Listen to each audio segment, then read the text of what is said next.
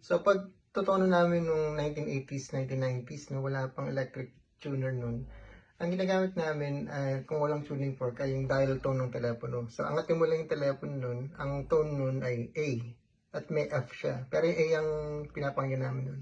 So ganyan. A yan.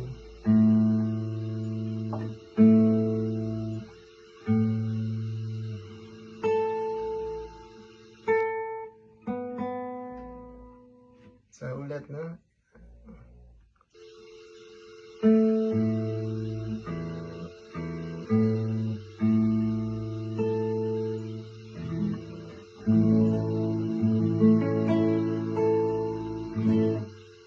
So, yun ang sikreto namin. Pwede mo ring hagurin yung F note.